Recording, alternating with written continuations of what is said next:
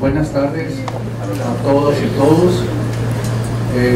Muchísimas gracias por estar con nosotros. Muchísimas gracias a nuestro invitado principal de honor, el doctor Francisco Bolívar Zapata, y a todos ustedes, miembros de la comunidad académica de Flaxo o visitantes, por atender a esta primera conferencia de nuestro seminario anual que el día de hoy da comienzo y que pues en esta ocasión hemos titulado México ante sí mismo, escenarios y encrucijadas. El propósito de este ciclo de conferencias son todas conferencias magistrales a lo largo del ciclo académico 2013-2014, pues es convocar a las personalidades más autorizadas en muy diversos temas, principalmente aquellos que atañen con nuestra problemática social, política y económica, para que nos ilustren y nos permitan estar en contacto y tener con ellos una interlocución directa y cercana con las líneas de pensamiento, con los descubrimientos científicos y con las formas de enfrentar los problemas de cada uno de los objetos de estudio en relación con la política pública y con la sociedad. También es para mí un honor tener la compañía de Enrique Fernández Frasnat, secretario general ejecutivo, nuestro nuevo secretario general ejecutivo de la NUYES, y de Mónica Casalet, nuestra colega especialista en los temas de ciencia, tecnología e innovación. México ante sí mismo pues profundizará básicamente en una dinámica de discusión y debate intelectual sobre la situación de México en este proceso de transformación que me atrevo a decir que es en este año, en el 2013, y esperamos que así continúe y que continúe con éxito, un periodo en el cual pues hemos encontrado, hemos visto cómo se ha empezado a desarrollar una dinámica de consenso político, económico y social entre actores que durante los últimos 10 o 15 años, bueno, podemos decir 12, creo que nadie se ofendería, en que pues no se pudo llegar a acuerdos sustantivos en muchas materias que eran muy importantes. A mí cuando me preguntan y me dicen que a pesar de todo se aprobaron no sé cuántos cientos de leyes en el periodo 2000 a 2012, cuando uno revisa cuáles leyes son y cuando uno evalúa el grado de impacto de estas transformaciones, pues uno se da cuenta que no son realmente, por lo menos en todos los casos, de una trascendencia estratégica para México en el contexto propio y en el contexto internacional. Hoy pues tenemos una situación en la cual se ha desatado un proceso de reformas, de consensos, de disensos, de debate político e incluso de movilización social fundamental para nuestro país. Antes de dar la palabra a nuestro secretario, perdón, a nuestro invitado especial, yo quisiera pedirle a Enrique, dado que esta es la inauguración y ha tenido a bien aceptar la invitación que le hicimos y que en su apretada agenda aceptó estar con nosotros, pues que como director, secretario general ejecutivo de la Asociación Nacional de Instituciones de Educación Superior y Universidades, nos dirija unas breves palabras para luego pasar a la conferencia propiamente de Francisco Bolívar Zapata. Por favor. Sí, qué bueno. Ante la amenaza de Francisco de breves palabras, que van a ser breves, quisiera en primer lugar manifestar el gusto que tengo de estar aquí en la Facultad Latinoamericana de Ciencias Sociales, nuestra sede nacional, Y bueno, quisiera saludar a Francisco Valdés Ugalde, director general de esta Flaxo, el doctor Francisco Bolívar Zapata, un amigo, además de que es el titular del Consejo Consultivo de Ciencias de la Presidencia de la República, y desde luego a la doctora Mónica Casalet, profesora investigadora de esta facultad. Y bueno, pues sí, como ya se decía, mi agenda es algo apretada, pero aprovecho los viajes para escribir cosas y en ese sentido puedo dar a ustedes un mensaje, y desde luego saludo a todos los asistentes a esta conferencia. Me da de veras mucho gusto estar con ustedes en la inauguración de este espacio de reflexión al que con mucho tino nos convoca la Flaxo. Sin duda, cada una de las temáticas del ciclo de conferencias México ante sí mismo en mucho contribuirá a la fundamental tarea de discutir los grandes temas de nuestro tiempo. La conferencia que hoy escucharemos, dictada por el eminente científico Francisco Bolívar Zapata, es muestra de la necesidad de pensar los problemas con amplitud de miras y sin dogmas. La Flaxo siempre se ha caracterizado por su compromiso con el intercambio razonado de ideas y la construcción de conocimientos basados en su ejercicio. El día de hoy reafirma esta convicción, y por ello en la Asociación Nacional de Universidades e Instituciones de Educación Superior nos sentimos orgullosos de que sus instituciones asociadas contribuyan con la formulación de estrategias que promuevan el desarrollo nacional. Vivimos tiempos de retos importantes para la nación en materia de crecimiento económico, consolidación democrática y desarrollo social, y es solo a partir de la inteligencia y de la discusión de lo que ella crea que podremos construir los mejores caminos para enfrentarlos exitosamente. En este proceso, los diferentes actores vinculados con la construcción y transmisión del conocimiento tenemos una labor de suma trascendencia, pues es gracias a una estrategia de largo aliento de generación de saberes útiles que el país podrá consolidar un proyecto de desarrollo sostenible en el tiempo. En la NUYES estamos conscientes de este desafío y por ello impulsamos desde nuestro ámbito de competencia diferentes propuestas que estamos seguros darán viabilidad a este proceso. La más importante de ellas es sin duda la de conformar una política sistémica de educación superior, ciencia, tecnología e innovación que recupere los esfuerzos que se han realizado en estas materias, pero con una efectiva vinculación entre ellos que apuntale su impacto.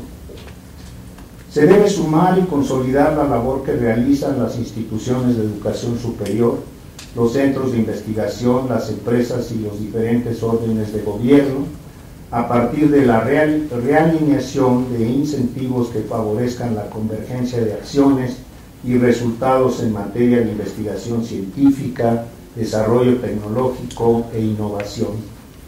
En este sentido, estamos convencidos de la necesidad de generar y consolidar polos regionales de investigación y formación de científicos, profesionales y tecnólogos de competencia internacional que orienten sus esfuerzos a la resolución de problemáticas locales y regionales. Con ello contribuiremos en mucho a fortalecer el capital intelectual del país y a orientarlo hacia la construcción de proyectos que mejoren el ejercicio de los derechos económicos, sociales y culturales de los habitantes de las diferentes regiones que conforman nuestra nación.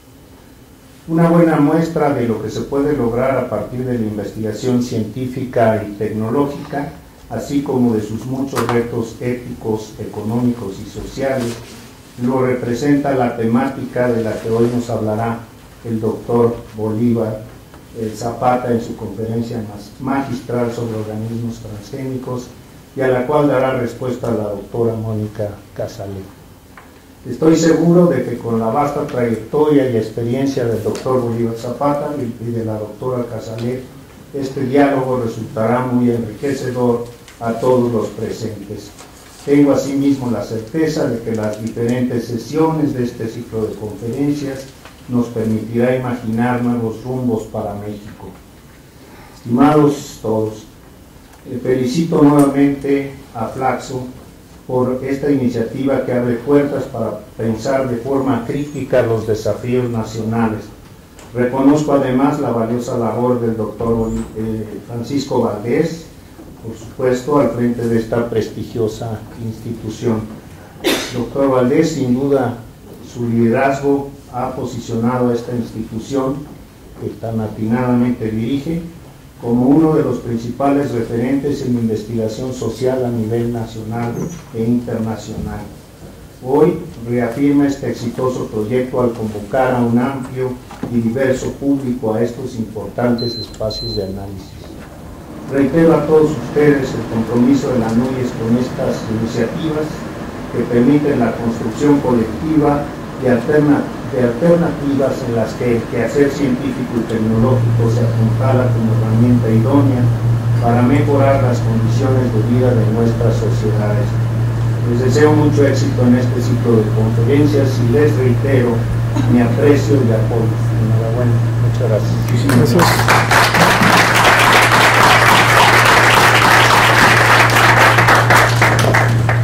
Bueno, me toca ahora presentar a nuestro invitado conferencista magistral, el doctor Francisco Bolívar Zapata. No necesita realmente presentación, pero me gustaría mencionar algunos elementos centrales. Él es doctor en bioquímica por la UNAM, institución de la que es profesor e investigador emérito. Su trabajo de investigación y desarrollo tecnológico es pionero a nivel mundial en el área de biología molecular y biotecnología, en particular en el aislamiento, caracterización y manipulación de genes en microorganismos.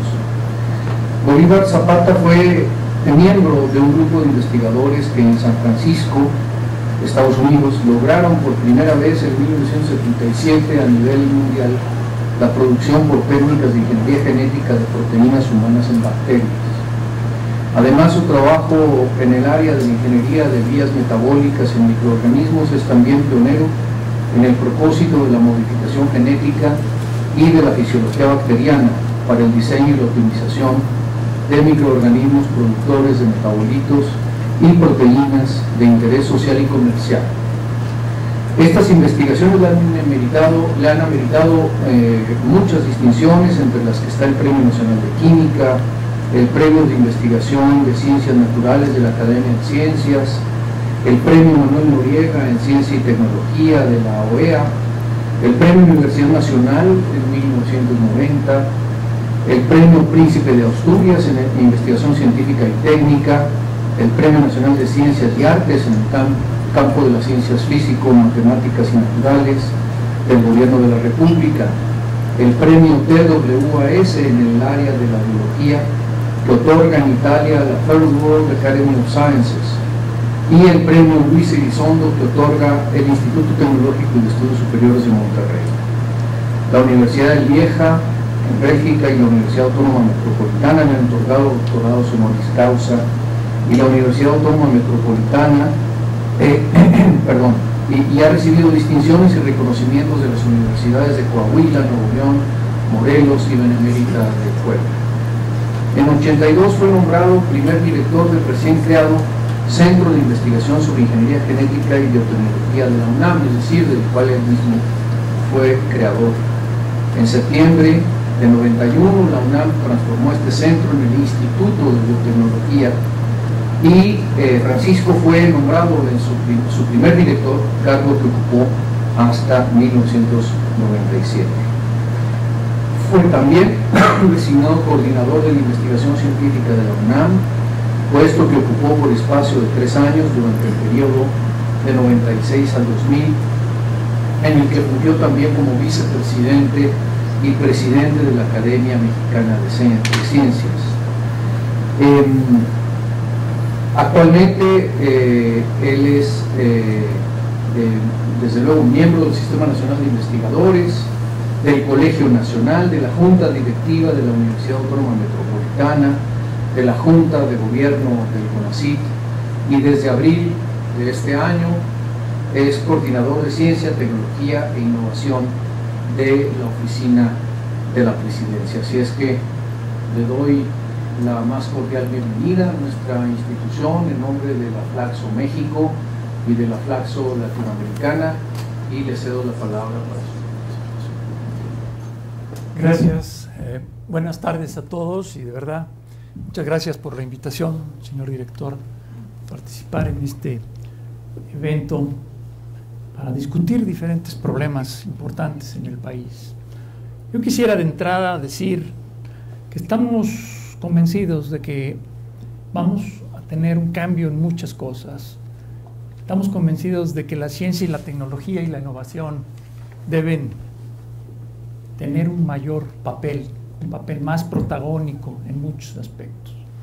Yo creo que el presidente de la República está convencido de que la ciencia, la tecnología y la innovación, la CTI, pueden ser palancas del desarrollo social, económico, sustentable, y prueba de su compromiso es que se ha incrementado ya de manera muy importante el presupuesto de ciencia y tecnología.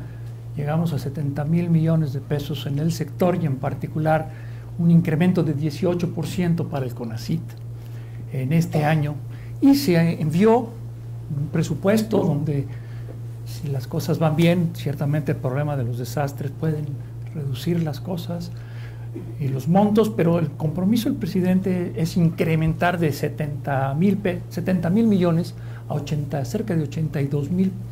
Esa fue la propuesta que se mandó al Congreso por la presidencia a través de Hacienda, que implicaría un incremento como nunca habíamos tenido en nuestro país, en particular en CONACYT. Pasaríamos a más del 20% de incremento en un año, y en las secretarías de Estado de manera muy importante, cerca de un 16%. Esperamos, ¿no?, que estos desastres lamentables no mengüen mucho los presupuestos, pero de cualquier manera yo estoy convencido de que el presidente piensa que la ciencia y la tecnología deben jugar un papel más importante en el país, en el desarrollo del país, y en coordinando los esfuerzos detrás de muchos de los problemas importantes que tenemos en ciencia, que se sustentan en ciencia y tecnología. Del análisis del Plan Nacional de Desarrollo se desprende pues que un número muy importante, más del 35% de ellos, de las líneas del Plan Nacional de Desarrollo, se sustentan directa o indirectamente en ciencia y tecnología. Entonces, esto quiere decir que en la medida en que logremos coordinar los esfuerzos de manera más importante en apoyo de las diferentes problemáticas, los esfuerzos de los diferentes actores, las secretarías, las asociaciones, las instituciones de educación superior, tendremos, yo pienso, una mayor oportunidad para poder contender con problemas muy importantes que están claramente señalados en el Plan Nacional de Desarrollo, y que además se está trabajando, como se ha señalado también, en la creación, en la elaboración del Programa Especial de Ciencia y Tecnología del PECITI, que es ciertamente corresponde al CONACYT su elaboración, y esperamos que en este programa también se definan algunas de las áreas importantes y los proyectos específicos en los que habrá que canalizar los esfuerzos. Entonces, estamos convencidos, el presidente así lo ha señalado y así lo ha indicado a los secretarios de Estado y al propio director de CONACYT, en que hay que sumar esfuerzos de manera importante en este sentido, y estamos trabajando de manera comprometida con este propósito. Entonces, de entrada, pues me es muy grato poder señalar lo que estoy señalando, porque, insisto, pienso que vamos a tener muchas mejores oportunidades para concertar los esfuerzos detrás de problemas importantes. También valga como comercial el anuncio de la nueva convocatoria del Consejo Nacional de Ciencia y Tecnología, que acaba de publicarse hace algunos días, sobre los problemas nacionales. Nunca habíamos tenido una convocatoria sobre problemas nacionales, y esto claramente es una indicación del compromiso del presidente, del CONACYT, de las secretarías, para ir orientando los esfuerzos en diferentes problemas. Y habrá que ir modulando, y habrá que ir analizando pues cómo estuvieron estas convocatorias, si fueron las áreas adecuadas, etcétera. Pero de cualquier manera vamos a ir trabajando en ese sentido y tenemos por otro lado pues el compromiso de las instituciones de educación superior a través de la Agenda Nacional de Ciencia y Tecnología que elaboraron un conjunto de 70 instituciones que se le presentó al presidente electo en su momento y después que ha sido el documento en que hemos también trabajado con ACIT y un servidor en las propuestas para ir organizando el apoyo a la ciencia y a la tecnología, ya que la ciencia y la tecnología se contemplen también en el Plan Nacional de Desarrollo y en los otros instrumentos importantes, incluyendo, insisto, el PCITI como el elemento rector.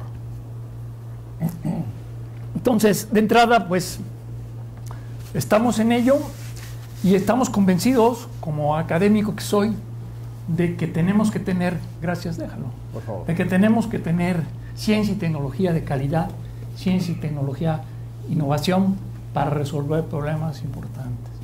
Y una de las áreas en las que yo he trabajado durante pues ya casi 40 años como investigador, profesor de la UNAM, inicialmente es esta área de los organismos genéticamente modificados, el área de la biotecnología, la biología molecular, en donde hemos trabajado en el asunto de desarrollar organismos genéticamente modificados que tienen propiedades importantes para contender con problemas importantes en la salud, problemas importantes en el medio ambiente, en la producción de alimentos, en la recuperación de los ecosistemas, en la producción de moléculas que se utilizan como medicamentos. Entonces, es una tecnología muy importante, muy poderosa y que, hasta como lo señalamos ahí en mi presentación, no ha demostrado ningún daño ni a la salud ni al medio ambiente. Hay ausencia de daño, independientemente de lo que se diga, pero la evidencia está sustentada sólidamente en muchísimos grupos académicos en el mundo de que la ausencia de daño hasta ahora es una de las características de esta tecnología,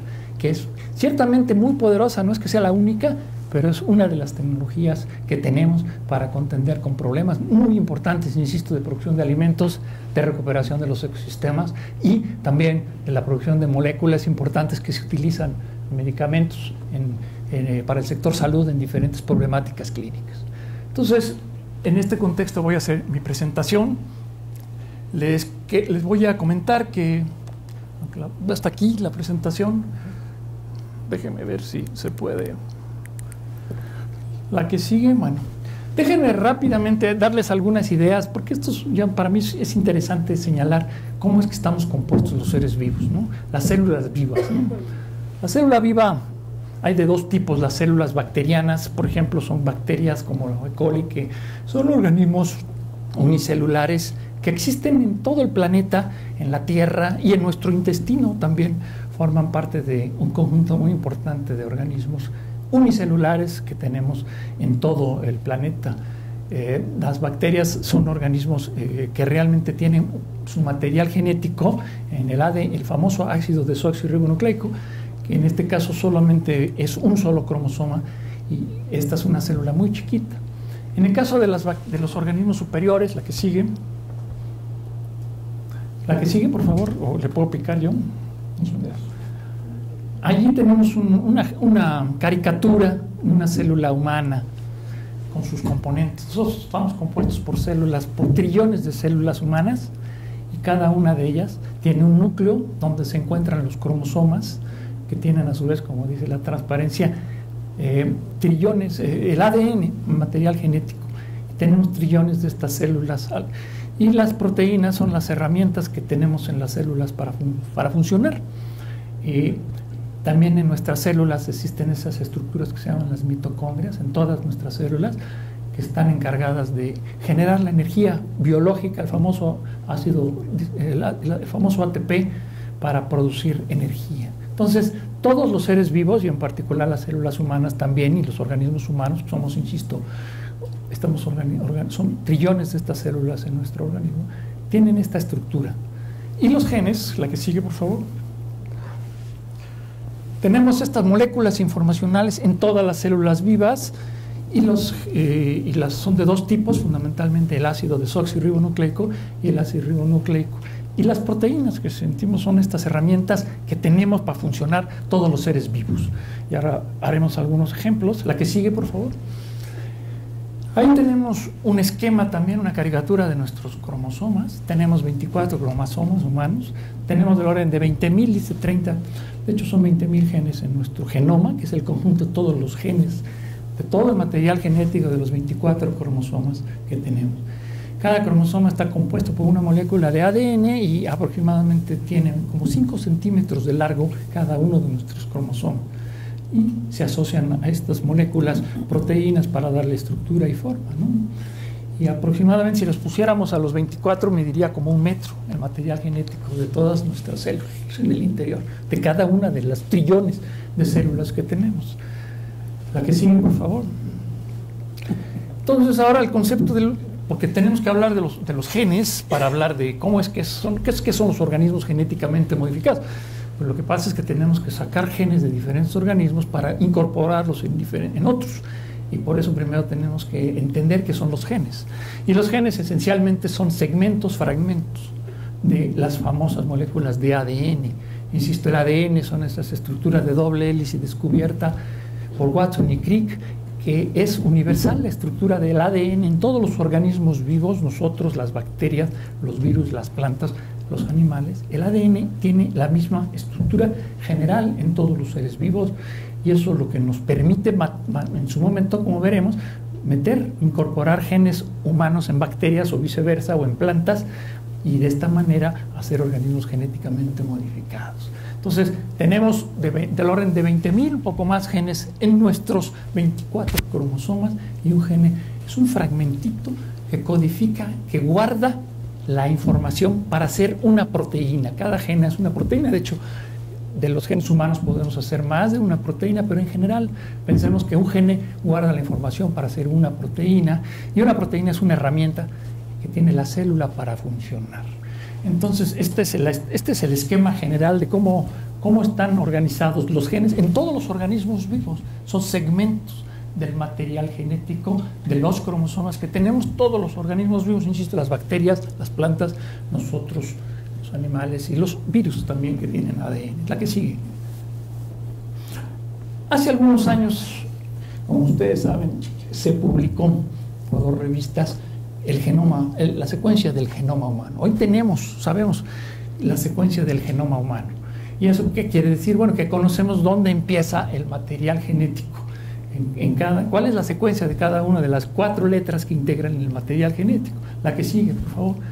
Entonces, nuestro material genético, fue los datos del artículo original, tenemos aproximadamente 3.000 millones de pares de bases. Ahorita vamos a ver qué son las pares de bases, pero en realidad son secuencias de A's o T's o G's o C's, que son las letras genéticas que tenemos los seres vivos. Igual que tenemos las letras del alfabeto, que son las 28 letras, pues nosotros en el alfabeto genético solo tenemos 4 letras, A, G, C, T, ¿no? Y estas 4 letras son capaces de hacer las palabras que tenemos como herramientas, que son las proteínas. Entonces, lo importante de este artículo original simplemente es para recordarles las cosas han modificado, pero quiero señalar que tenemos, como dice al final de la transparencia, además de genes, tenemos unas estructuras en nuestro genoma que representan un porcentaje importante de material, lo que se llama de material repetido interdisperso. 45% del total de nuestro material genético es de este tipo. Y de este 8% son retrovirus. Los retrovirus son tipo retrovirus, son como el virus del SIDA. Secuencias tipo Line o tipo SINE, que son secuencias que permiten reorganizar el material genético. Y transposones, que son secuencias de ADN que se pueden mover de un lugar a otro. La que sigue, por favor. ¿Y esto por qué es importante? Bueno, este es un esquema ahí de los porcentajes en nuestro material genético humano de este tipo de secuencias de ADN que tenemos como parte de nuestro genoma, además de los 20.000 genes que decía que teníamos. Entonces tenemos un conjunto muy importante de ADN que tiene otras funciones y algunas de estas secuencias de material genético tienen algunas propiedades, si son capaces de replicarse por sí mismas o requieren de otros mecanismos para replicarse. Pero vean el porcentaje importante de nuestro genoma de estas secuencias. ¿Y por qué son importantes? La que sigue. La que sigue. Bueno, es importante porque acaban de ser publicado este dato que es muy interesante. Las células de nuestro cuerpo no tienen todas genomas idénticos.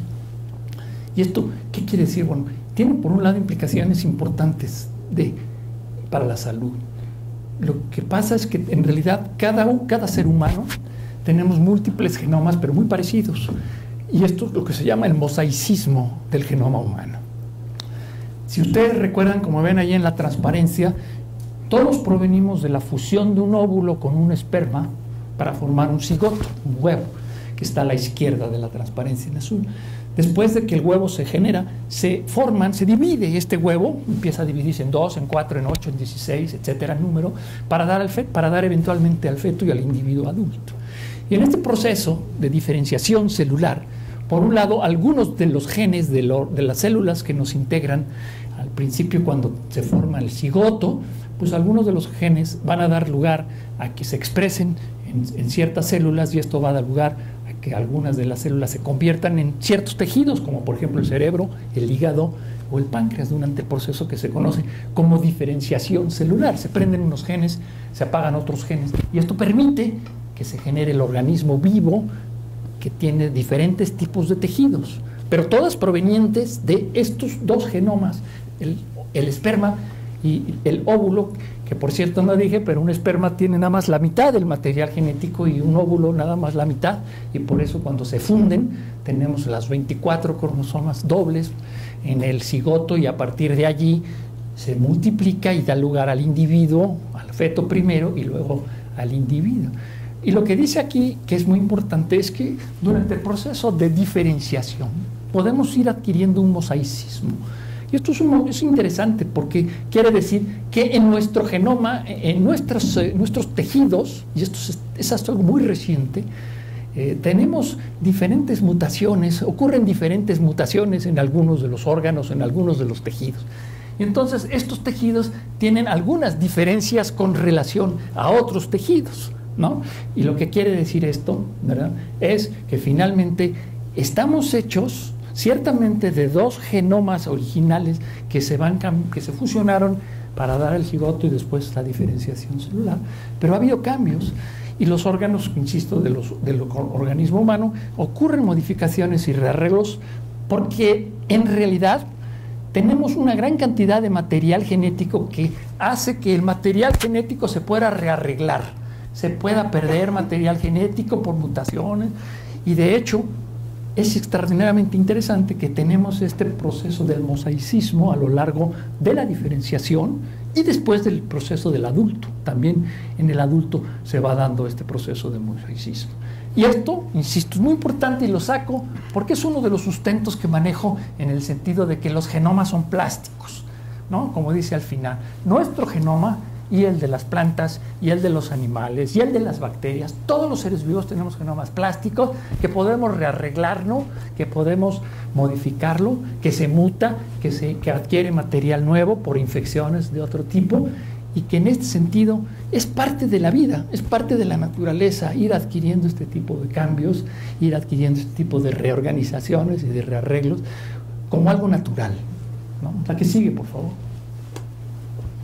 Entonces, para recordar el asunto de dónde salen las herramientas que tiene la célula para funcionar, y cómo es que la información en los genes se convierte en herramientas para funcionar, y cómo luego podemos utilizar el ADN de diferentes lugares para sacar genes de allí y meterlos en otros. Pero simplemente recordarles que tenemos fenómenos que son universales para todos los seres vivos. En todos los seres vivos, las bacterias, insisto, nosotros, las plantas, el ADN tiene la capacidad de replicación y a partir del mecanismo volver a formar ADN.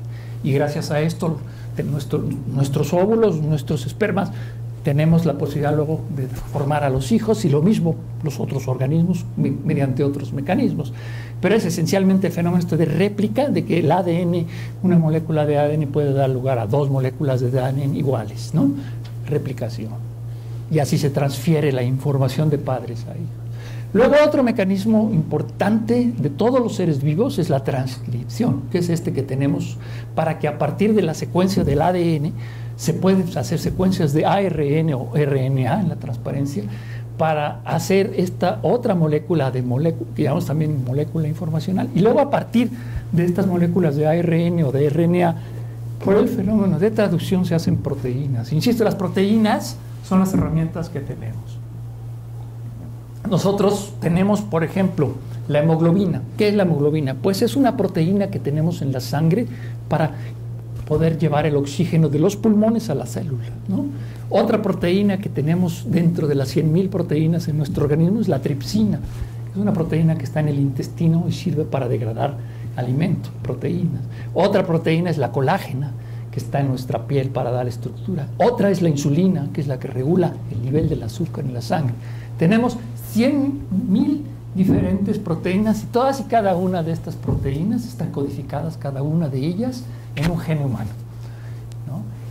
Ya les decía, cada uno de nuestros genes hace una proteína, pero hay algunos genes que pueden hacer más de una proteína y por eso tenemos más proteínas de los genes que tenemos en el organismo. Pero en esencia, cada una de la información está guardada en el ADN y ahora vemos cómo. Entonces, estas proteínas son las herramientas, las 100.000 proteínas que tenemos los humanos. Las bacterias tienen 4.000, las plantas tienen 25.000. Hay diferente número de herramientas para llevar a cabo cada una función. Pero otra vez, el elemento universal es todos los ADNs tienen la misma estructura y todos los seres vivos tienen estos procesos de transcripción y de traducción para hacer proteínas para funcionar. La que sigue. La que sigue, por favor. Entonces, ¿cómo le hacemos? Bueno, si el ADN es una doble cadena de ácido nucleico, como lo vemos ahí en la transparencia, en la parte de arriba, es una secuencia de A, T, G, C, T, G, y esa es parte del ADN. Le recuerdo que son dos, es una doble hélice, ¿no? Y al tener una doble hélice, por eso la hélice de abajo es la hélice que tiene bases complementarias. Frente a una A hay una T, frente a una T la vendría una A y así sucesivamente. Frente a una G, una C, una C, una G y así sucesivamente.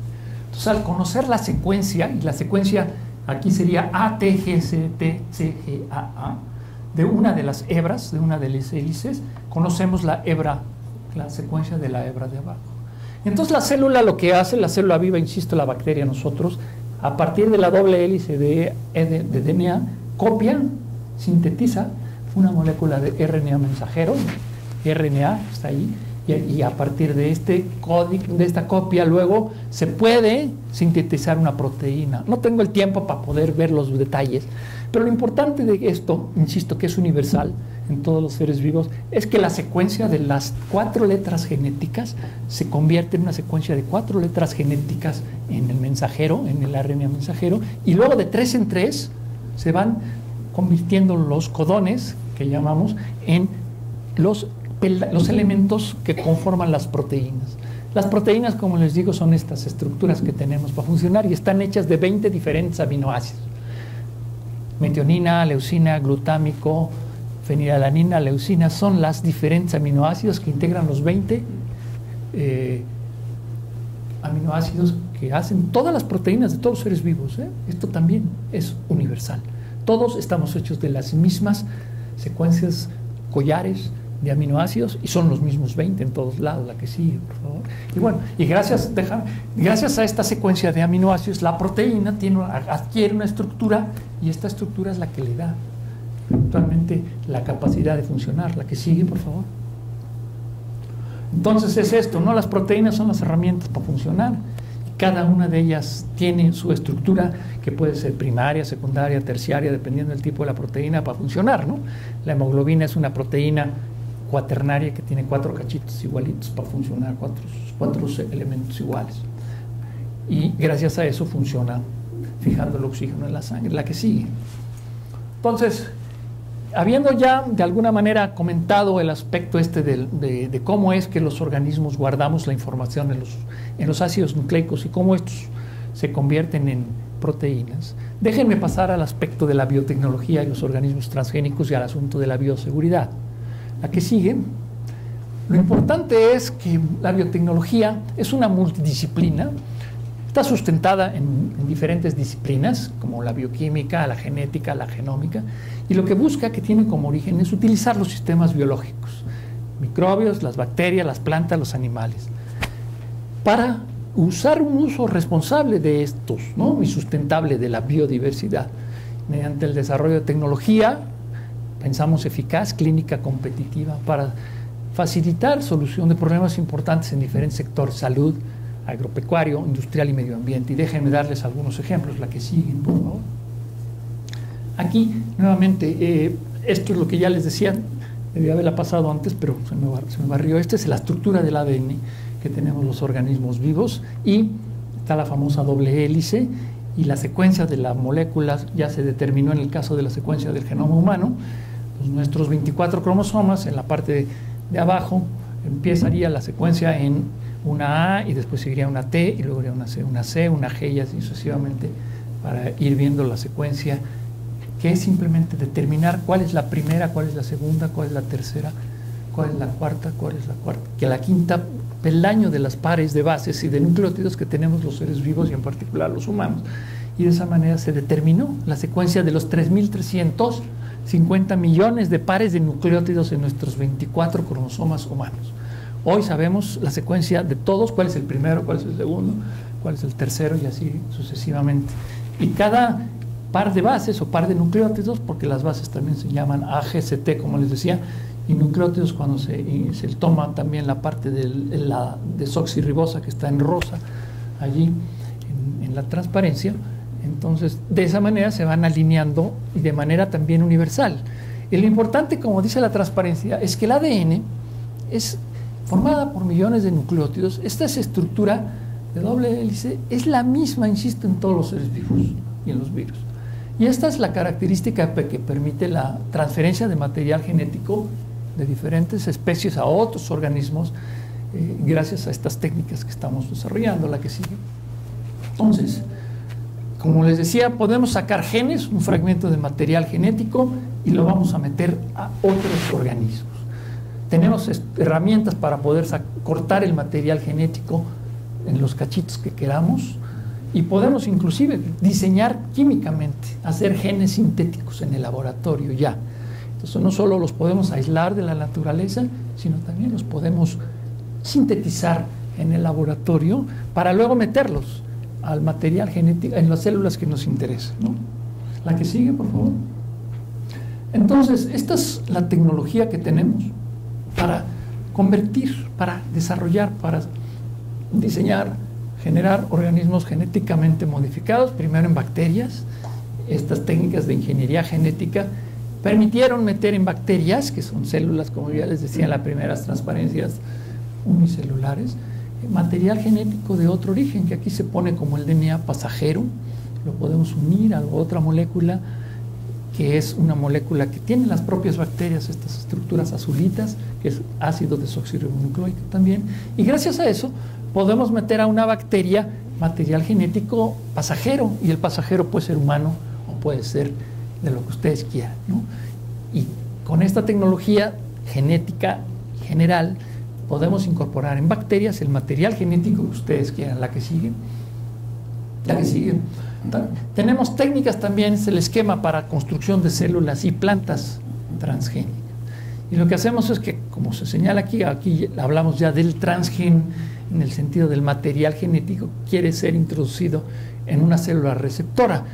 Y lo que hacemos por diferentes tecnologías es tomar el transgen, incorporarlo al interior de la célula. Primero hay una membrana celular, y luego hay una membrana nuclear en el punto D, que tiene que también traspasar el material genético que queremos y hacer llegar al núcleo de la célula que queremos transformar, convertir en célula transformada, valga la redundancia. Y lo que hacemos es hacerlo llegar al núcleo, y luego a través de diferentes mecanismos logramos que se incorpore como parte del material genético de la propia célula receptora.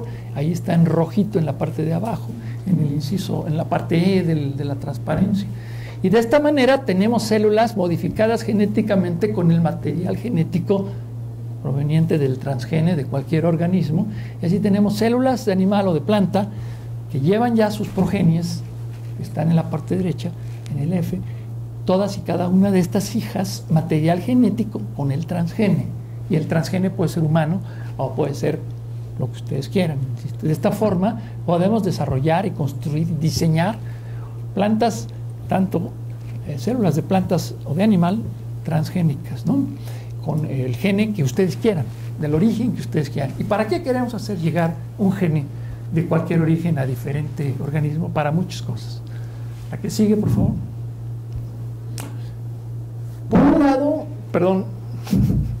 Por un lado, se han diseñado estos organismos para generar capacidades en organismos, en particular para el sector de la salud humana, ¿no? Aquí les muestro cómo estos organismos fueron los primeros ejemplos, las bacterias, para producir en bacterias proteínas humanas, como la insulina humana o el factor anticoagulante de la sangre humana o la interferón humanos, algunos de los interferones. Entonces metimos genes humanos en bacterias y convertimos a las bacterias en productoras de estos organismos. La que sigue, de estas proteínas, ¿no? Entonces estas proteínas las hemos estado utilizando desde hace 30 años y en las farmacias de México ya tenemos del orden de unas 50 proteínas que son medicamentos de origen recombinante que usamos para contender con diferentes problemáticas clínicas. ¿Para qué queremos la insulina? Pues las gentes que tienen diabetes tienen que controlar el nivel del azúcar y se les inyecta insulina para regular el nivel del azúcar. El factor anticoagulante de la sangre, la que sigue, se usa también, por ejemplo, como dice la transparencia, como para disolver coágulos en la sangre,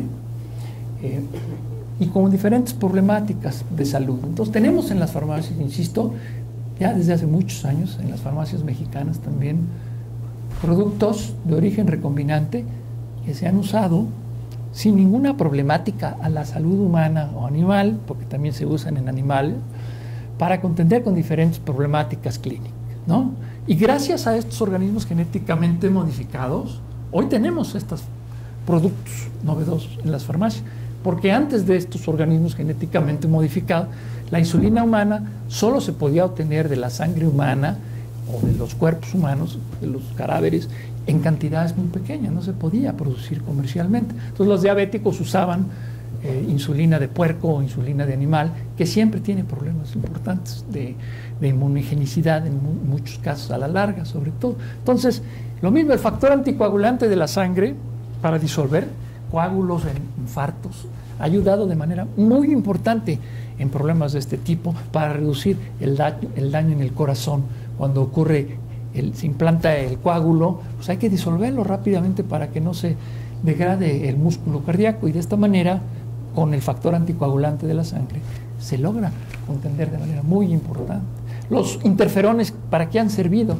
Pues han servido para contender con problemas de cáncer y problemas de infecciones virales, ¿no? Entonces son herramientas que se usan en este proceso. Entonces son 3 ejemplos de los muchos que tenemos en la farmacia, de los cuales, si no fuera por esta tecnología, pues no se hubieran podido producir de manera comercial, porque vienen del humano, de células y de organismos humanos, y por ello pues no se puede tener en cantidades comerciales como hoy las tenemos. Entonces, esta técnica hace que verdaderamente tengamos un arsenal extraordinariamente importante, y solo estoy mencionando 3. Tenemos más de 100 productos en las farmacias del mundo, en México todavía no todos, incluyendo vacunas contra virus, como la hepatitis, que provienen también de este tipo de estrategia para contender con estos problemas. Está clarísimo que en el sector de la salud esta tecnología ha sido muy importante para contender con estas problemáticas. La que siguen, por favor. También se han usado desde hace mucho tiempo estas proteínas de origen recombinante, por eso empezamos todos lo de las proteínas, de donde salen de genes de diferentes lugares, para elaboración de alimentos. Enzimas como las proteínas que tienen actividades de enzima, como la quimosina en la producción de quesos, pectinasa en jugos, etcétera, son proteínas que se usan en la industria alimentaria para muchas cosas, y las hemos venido utilizando sin ningún problema, insisto, a la salud humana o a la salud animal. La que sigue, por favor. Pasemos ahora al aspecto de las plantas transgénicas y la problemática que hay allí en ese sentido. ¿Para qué las plantas transgénicas? Pues esencialmente, como dice allí, desde 1966, y ya desde hace mucho tiempo, se siguen usando, y hasta ahora, insisto, sin que hasta la fecha se haya reportado efectos nocivos ni a la salud humana, ni a la biodiversidad. ¿Y para qué? Como dice el segundo bullet, han permitido reducir el uso de pesticidas. ¿Por qué? Los pesticidas químicos que hemos usado hasta ahora esencialmente han sido y se siguen usando en los cultivares para contender con las plagas, el malatión, el DDT, por dar ejemplos. Las plagas de los insectos, pues hay que matarlas, y las hemos matado con pesticidas químicos, como de ese tipo, malatión, DDT, entre otros. Y estos, muchos de ellos, son recalcitrantes. ¿Qué quiere decir? Que se quedan en el medio ambiente, no se degradan. Muchos de ellos también son carcinogénicos. ¿Lo que quiere decir? Que generan problemas de cáncer, no solo a las gentes, no solo a los animales, sino también a los campesinos y a muchas de las gentes que están en el proceso de las cultivos. Entonces tenemos que tener tecnología en donde seamos más responsables, y los pesticidas químicos de veras es una tecnología que nos ha degradado de manera muy, muy importante el medio ambiente. Y esta tecnología lo que hace es, una planta transgénica lo que hace es que tiene un gene, lo que hacemos es un gene, metemos en una planta como el maíz o la soya o el algodón ahora, y en el planeta hay más de 8 variedades que se están produciendo a nivel comercial, más de 8 especies diferentes de organismos genéticamente modificados, que tienen genes que les dan resistencia a plagas, a insectos. ¿Y eso qué quiere decir? Que cuando el insecto muerde la planta que trae este gene, se muere, ¿no? ¿Y de dónde salió este gene de resistencia? De la tierra, de organismos que existen en la tierra, ¿no? De bacterias, fundamentalmente. El famoso maíz BT, que se le llama, el BT viene de Bacillus thuringiensis, es una bacteria que cohabita en la tierra desde hace muchos años, antes que nosotros llegáramos aquí. Igual que otros muchos organismos, son de origen natural, y lo que hemos hecho es sacar algunas de las características y de las propiedades que tienen estos organismos que existen en la biota, en la biodiversidad, y transferirlas a organismos para que hagan estos nuevos organismos con estas nuevas características, tengan capacidad para contender con problemas. Ahora, la primera generación de plantas transgénicas, como dice allí, se usan con estos insecticidas interconstruidos que son de origen biológico, son genes que vienen de bacterias que se les han incorporado en sus genomas. Y de esa manera, cuando muerde el insecto, el maíz o la soya se muere, o el algodón que tiene este insecticida incorporado en su genoma. Se han hecho muchísimos, y esto no lo digo yo, la Federación, la Organización Mundial de la Salud y la FDA en Estados Unidos, que es la agencia, como ustedes saben, encargada de vigilar los alimentos y los medicamentos, han señalado de manera contundente que se han hecho muchísimos experimentos a lo largo del tiempo que han demostrado que estos organismos genéticamente modificados no tienen riesgo a la salud ni al medio ambiente. Y por eso se siguen usando, porque si se hubieran generado problemas como se generan en algunos medicamentos, pues se retiran. La Food and Drug Administration, perdón por la palabra en inglés, la Administración de Comida y Alimento en Estados Unidos, FDA, insisto, cuando un medicamento tiene efectos secundarios, lo retiran. Nunca han retirado estos organismos que tenemos actualmente en el mercado, ¿no? Ni ninguno de los organismos que se usan como alimento, ni ninguno de los organismos que se usan para producir proteínas en el área de la salud, ¿no? Medicamentos. Entonces se siguen usando en todo el planeta y cada vez se utilizan más, y al final veremos cuáles son las razones por las cuales hay detractores de todas estas cosas, ¿no? Pero insisto, el país y la soya se incrementa, y el algodón también se incrementa de manera muy importante el número de hectáreas que se cultivan con plantas transgénicas, en particular esos dos.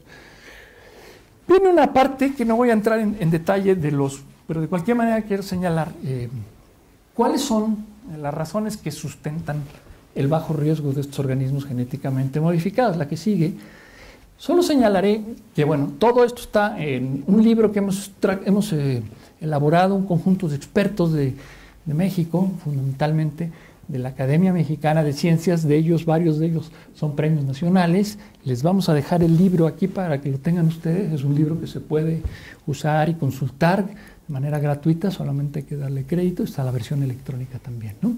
Para que tengan la información y que de alguna manera, bueno, estén ahí los elementos. Tiene más de 300 referencias y tiene un conjunto importante de documentos, como por ejemplo el documento de la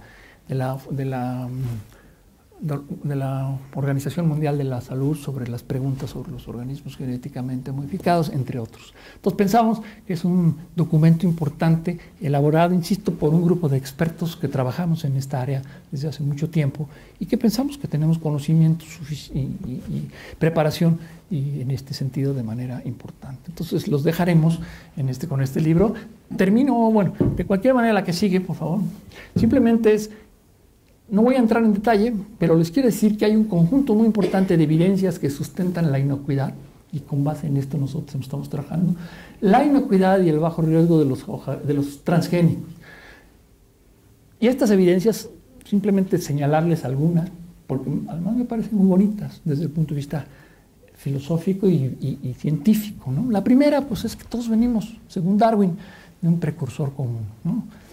En algún momento, y esto está avalado cada vez más, entre otras cosas, porque pues, el material genético de todos los seres vivos, insisto, tiene la misma estructura, y nuestro genoma comparte 98% de su genoma con el chimpancé, 40% con la mosca, 30% con las plantas, y también tenemos muchísimos genes bacterianos en nuestras células, en particular en las mitocondrias. Entonces, esto lo que quiere decir es que hemos compartido y vamos a seguir compartiendo material genético como parte de este proceso natural. Por otro lado, ya lo decía, la que sigue, por favor, y otra vez, el ADN tiene la misma estructura en todos los seres vivos y por eso podemos se puede incorporar material genético de un organismo a otro. Y además esto ocurre naturalmente, insisto, cotidianamente en la naturaleza. La que sigue, los virus, por ejemplo, como el virus del SIDA, incorporan su propio material genético en la célula a la que infecta. Y este es paso de material genético de manera horizontal, no de manera vertical, por eso dice ahí, como el que ocurre en las infecciones virales, ¿no? Porque de manera vertical es de padre a hijo, etc. Aquí el horizontal es que la célula puede recibir material genético de diferente origen, no de manera vertical entre padres, sino por infecciones, por ejemplo, como vemos aquí. Y este tipo de traspaso de material genético ha sido un elemento muy importante en la evolución de las especies. La que sigue, también vemos, por ejemplo, que esto del material genético, la transferencia de material genético se da también en las plantas, por ejemplo. Y gracias a esto, ADN de diferentes organismos pasa, por ejemplo, como dice al final, la bacteria Agrobacterium tumefacium transfiere ADN propio al tabaco. Esto es un ejemplo de que entre bacterias y plantas se da de manera cotidiana también. Este es un solo ejemplo, tenemos muchos. La que sigue, también quiero señalar lo que me parece a mí muy bonito, muy interesante, ¿no? Nuestras células, nuestras trillones de células, ahí hay un esquema, tienen todas estas estructuras que se llaman las mitocondrias. Gracias a ellas vivimos, porque producen la energía biológica y son reminiscencias de bacterias. Tienen la estructura, son como bacterias, tienen su propio material genético, como tienen todas las bacterias, no tienen núcleo, pero allí hay 600 genes en cada una de las mitocondrias, y gracias a estos genes que tienen las mitocondrias, hoy podemos hacer ATP.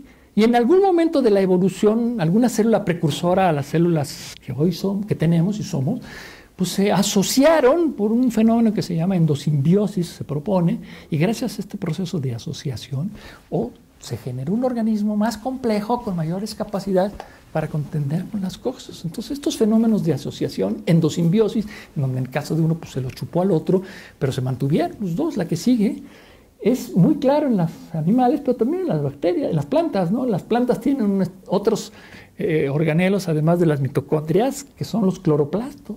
Y estos cloroplastos pues son una estructura extraordinariamente importante, porque son muy parecidas a las bacterias fotosintéticas. Y gracias a los cloroplastos, las plantas tienen clorofila y fijan el sol, la energía del sol. Entonces, esta es otra estructura y el maíz tiene del orden de 100 genes en sus cloroplastos, ¿no? Y 90. Entonces, son asociaciones de diferentes organismos lo que ha dado y dando lugar a esta evolución de lo que somos hoy. Insisto, nosotros tenemos trillones de nuestras células, pero en nuestro intestino tenemos 200 células diferentes de bacterias, ¿no? Entonces ahí en nuestra piel también tenemos muchísimas células que existen como parte de nuestro organismo, ¿no? Entonces lo que sigue, simplemente la que sigue, también quiero enseñarles algo que me parece también extraordinariamente importante para demostrar que el material genético, como lo decía al principio, se reorganiza, se cambia de lugar, se transpone, decimos los genetistas, ¿sí? En el maíz, como ustedes ven allí en granitos de maíz, cada granito de color en una mazorca, vean que hay muchísimas con diferentes colores, se debe cada cambio en cada granito en cada una de las mazorcas a que un material genético se movió de un lugar a otro, se reorganizó, se reubicó. Y esto simplemente en una sola mazorca, imagínense, todo está brincando, se está organizando. En el maíz el 85% del genoma son transposones. ¿Qué quiere decir? Que está reorganizando, que es extraordinariamente plástico el genoma, que se está reorganizando el genoma, igual que nosotros, lo decía al principio, ¿no? Mutaciones y elementos que tienen capacidad como los transposones de moverse de un lugar a otro, en nuestro genoma también está dando la capacidad de reorganizar nuestro material genético, y por eso nuestros genomas de los órganos tienen diferencias, ¿no? Y los transposones son unos de los elementos que en el genoma humano, dice ahí 30%, más importantes en este fenómeno de organizar el material genético. Estamos reorganizándolo cotidianamente. Entonces, todo esto es con el propósito de insistir. El material genético se reorganiza, hay muchos elementos dentro de nuestras propias células que están participando cotidianamente en estos procesos de reorganización, y por ende el hecho de que un fragmento de ADN venga, que tiene además la misma estructura y se reorganice como parte del material genético, pensamos que no es algo que en términos generales vaya a generar un problema muy importante. Pásenme algunas adelante, voy a pasar ya a la que sigue, voy a pasar a la parte del marco jurídico, la que sigue, por favor. Entonces, bueno, aquí. Entonces ya, con base en esto, por razones de tiempo, lo que quiero señalarles es que en términos generales hemos estado usando los organismos genéticamente desde hace mucho tiempo, y que es indispensable que la utilización del conocimiento y la tecnología en términos generales se dé de manera responsable y respetuosa, ¿no?, de la salud humana y animal, y esto de manera genérica, ¿no? No del conocimiento, no en particular de esta tecnología. Justa, respetando la riqueza conforme a un marco jurídico. Y también en un análisis detallado de las ventajas y los riesgos de representar usarla o no usarla. Si no la usamos, bueno, se puede cancelar, pero tendremos que ver entonces con qué tecnologías contendemos para contender con para producir alimentos sin seguir contaminando. La que sigue, ¿no? La que sigue. Entonces, la que sigue, por favor. La que sigue. Entonces, nada más para darles alguna idea del marco jurídico que tenemos en México y a nivel internacional en este asunto. Hemos estado trabajando desde hace muchos años también en la Academia Mexicana de Ciencia en este contexto, porque además México, firmando el protocolo de Cartagena y el Convenio de Diversidad Biológica, se comprometió a tener un marco jurídico para el manejo y liberación de los organismos genéticamente modificados, los transgénicos. Y en este sentido también hemos trabajado con el Congreso de la Unión para la elaboración de lo que tenemos ahora, conforme a la ley, la que sigue. La que sigue. Entonces tenemos una ley que se emitió ya hace algún tiempo. Pensamos que es un instrumento adecuado para regular el uso responsable de los organismos genéticamente modificados. Insisto, a lo largo de este tiempo se ha ido acumulando la evidencia de que no hay daño, la evidencia de que hasta donde lo hemos visto, no se han retirado del mercado ninguno de estos organismos, porque otra vez no han generado problemas, pero toda tecnología tiene riesgo y finalmente se tuvo esta ley, se desarrolló, se tiene esta ley para poder hacer un uso responsable. Y caso por caso, por cada una de la ley tiene, entre otras cosas, además de que se deben sustentar las decisiones en el conocimiento científico sólido, que debe hacerse el análisis caso por caso, ¿no? No se puede generalizar por un lado y por otro lado, paso por paso. En particular, la liberación de los OGMs al medio ambiente también implica un conjunto de etapas para poderlos liberar, ¿no? Primero a nivel piloto, a nivel más amplio y luego a nivel ya más a nivel de varias hectáreas. Entonces, la ley tiene un conjunto de principios para garantizar, para señalar, para reducir el riesgo de los organismos genéticamente modificados. La que sigue, por favor. Y bueno, y aquí están algunas de las de algunos de los elementos que incluye la ley como principios y políticas de bioseguridad. Insistimos, lo que decíamos, caso por caso, con base en el conocimiento científico y conjunto de elementos. Se crea una comisión intersecretarial, la CIBIUGEM, para ir trabajando entre las diferentes dependencias estos asuntos, etcétera, ¿no? Se tiene un régimen y regímenes para el manejo de los OGMs, etcétera. La que sigue, por favor. También señalaría, y de ahí me voy ya a las conclusiones finales, que hay un conjunto de recomendaciones y consideraciones para el uso y aplicaciones de los transgénicos.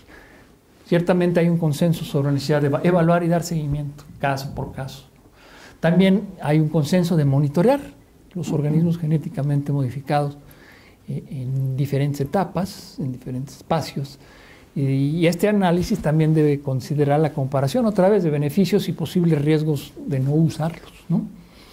Porque si seguimos usando los pesticidas químicos en particular, en este caso, pues vamos a acabar de manera cada vez más contaminados. Y además los pesticidas químicos, no dije, pero pues también matan a la biodiversidad de manera general, ¿no? Porque no son específicos. Entonces matan a otros insectos que no son parte de las plagas. Entonces, bueno.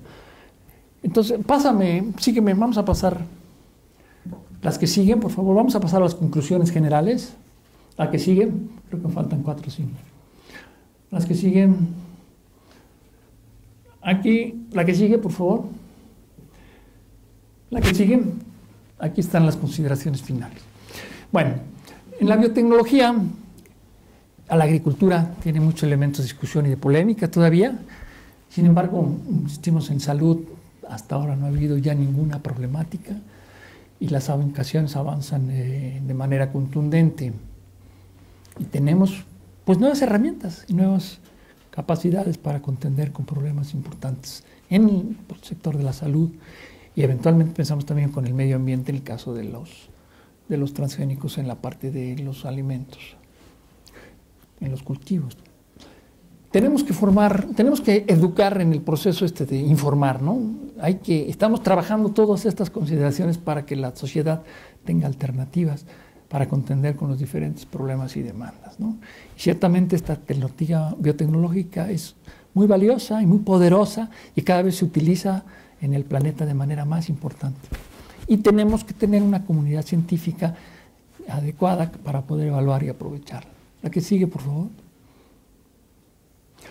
También queremos dejar claro que tenemos una biodiversidad extraordinaria, es una gran riqueza del planeta en México. Debemos utilizarla responsable, ¿no? Sustentable, darle valor agregado a muchos de los productos de origen biológico y pensamos que la biotecnología ha ayudado y debe seguir ayudando en este sentido, ¿no? Pero otra vez necesitamos contar con información científica sólidamente sustentada y analizada de manera responsable.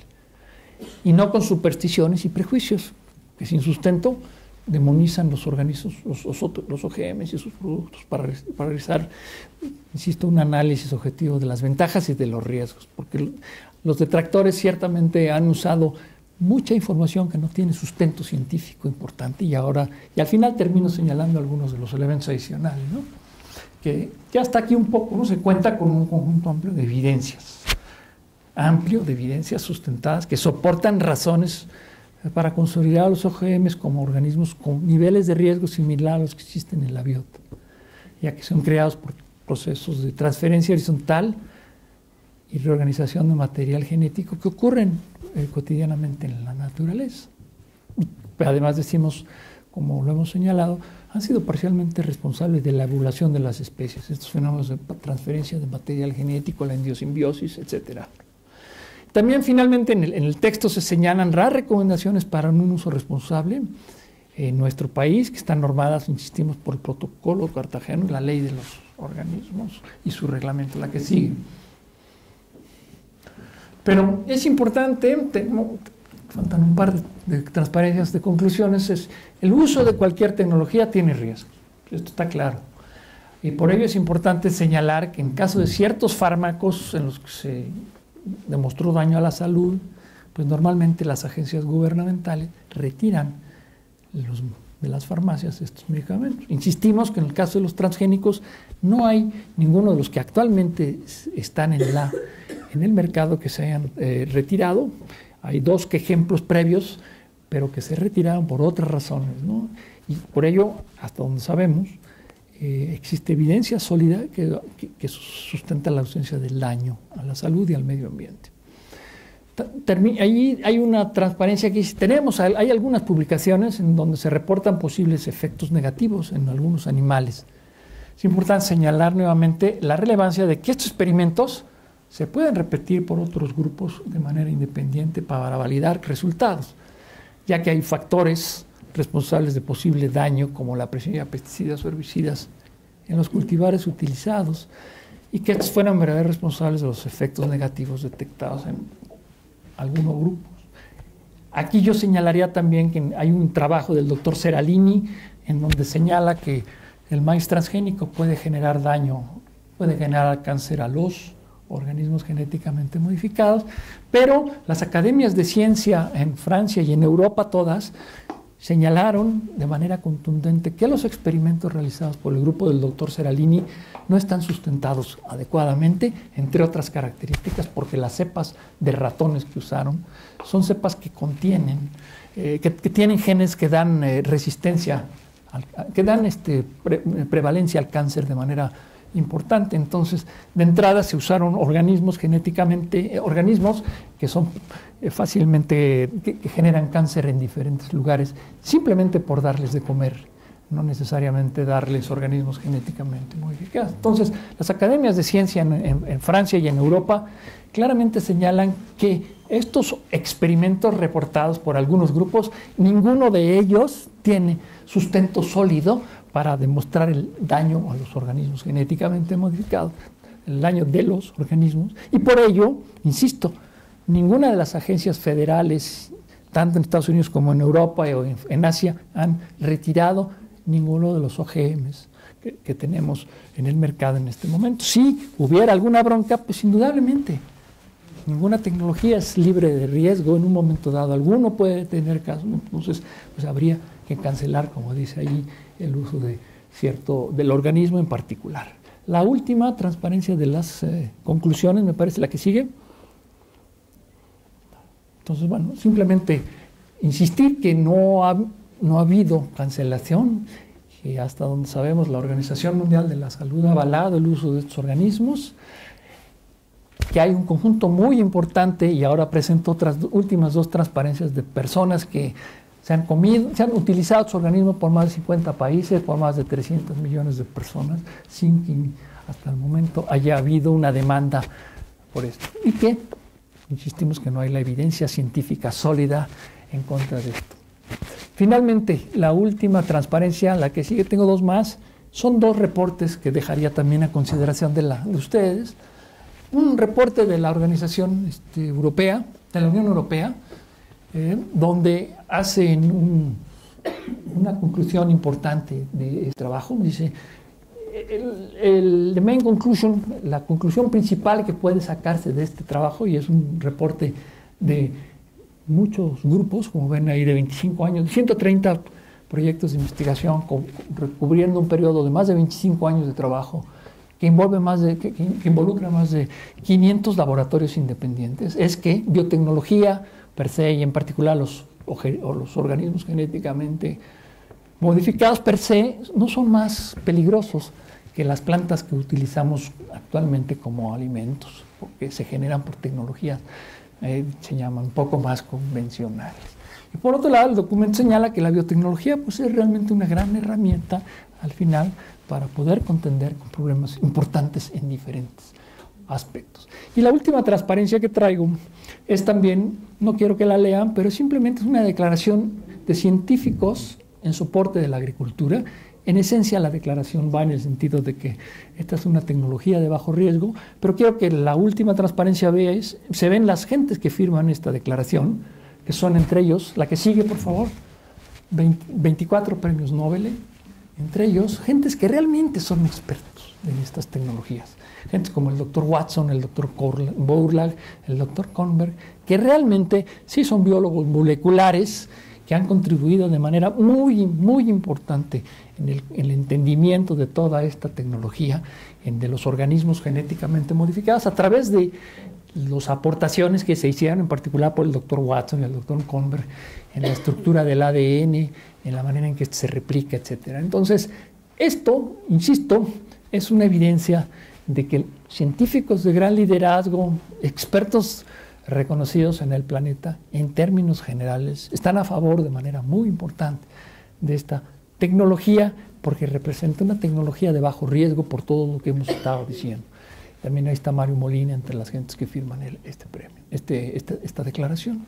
Entonces, la que sigue, termino con ello, simplemente el ADN está allí, es parte de nosotros, somos parte de la biota y tenemos que seguir conociéndonos, tenemos que seguir aprendiéndonos, tenemos que seguir utilizando la información del ADN para conocernos mejor, para contender con nuestras enfermedades, para a partir de eso poder tener una vida más larga. Y yo creo que el asunto del conocimiento científico claramente ha ayudado a prolongar la capacidad de vida del ser humano y de los otros organismos que utilizan la ciencia de apoyo.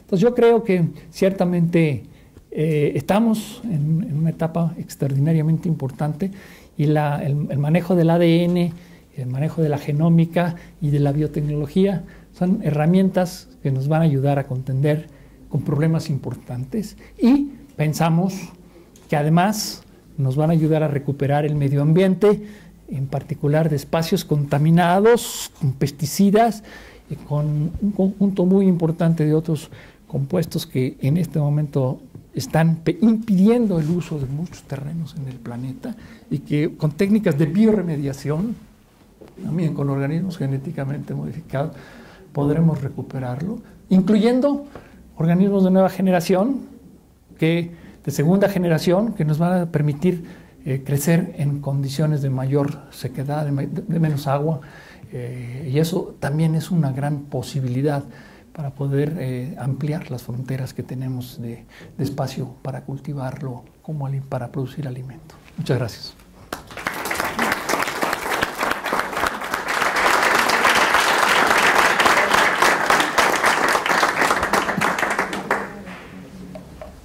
Muchas gracias, doctor Bolívar Zapata.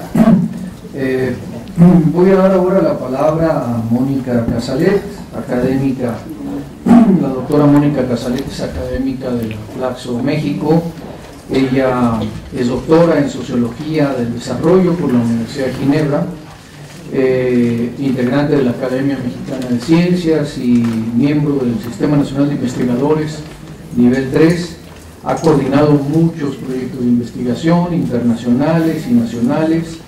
Ella analiza principalmente la complejidad de los cambios en los procesos productivos, la incorporación de nuevas tecnologías que inciden en la organización empresarial y social, en los sectores productivos y en las regiones de localización, y las dimensiones que surgen por los cambios de paradigmas científicos y de innovación tecnológica, y las modificaciones de la estructura de relaciones sociales que derivan de aquí, de este tipo de eventos, entre estos la gestión de transferencia de conocimientos y las nuevas modalidades organizativas que se consolidan para favorecer la absorción efectiva por los grupos beneficiarios del conocimiento. Su bibliografía es ampliamente larga, amplia y ampliamente conocida. Y bueno, pues ella es una de las académicas, tanto a nivel nacional e internacional, como desde luego en nuestra institución, que más ha trabajado en la relación o el impacto de la sociedad del conocimiento y de la importancia de la incorporación del conocimiento en la sociedad para favorecer el desarrollo. Solamente menciono una de sus publicaciones, la más reciente, La industria aeroespacial, complejidad productiva e institucional, que hemos publicado en nuestra casa editorial precisamente este año, y al que ella le ha dedicado un largo proceso de investigación. Así es que ella nos hará el favor de hacer los comentarios sobre la presentación del doctor Bolívar Zapata. Bueno, muchas gracias por la invitación y tengo que disculparme con el doctor Bolívar que no piense que le destrozo la conferencia. Con mucho gusto. No, pero a mí me gustaría resaltar 3 puntos. ¿Sí?